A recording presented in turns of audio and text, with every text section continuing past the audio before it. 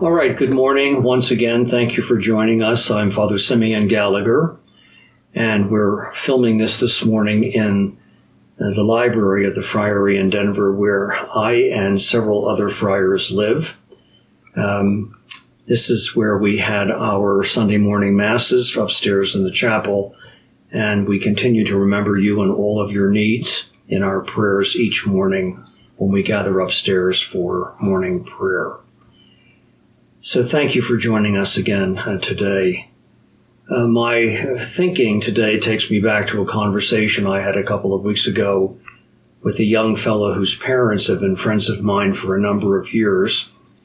He just proposed to his girlfriend last weekend, but in the conversation that preceded that proposal, he was talking to me about how he was experiencing a narrowing of life. That was his word.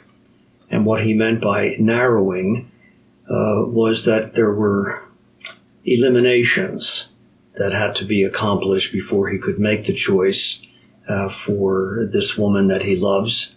I've watched the two of them at family gatherings, and they're going to be very happy together. But he's 27 years of age, and he could have chosen any field. There's medicine and there's law in his family background, but he chose finance and met this lovely woman. She's a lawyer herself, and he proposed to her last weekend, but he was worried about this narrowing, that in choosing one person, he was somehow eliminating a lot of other possibilities. The more that I spoke about that with him, I realized that he was engaged with the ancient struggle of paradox, a Greek word, of course, that comes to us meaning basically if you want to get to one place, you have to go, it seems, in the opposite direction.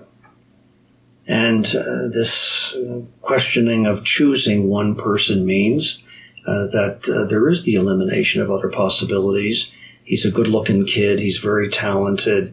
He could have chosen any field and been successful, and he's being successful in the field that he has chosen. But this narrowing was his word to describe the ancient concept of paradox. If you want to go in one direction to get where you're going, you seem to have to go in the opposite direction. And when you stop and think about that, it is part of the quandary of our life, and it is a gospel reality.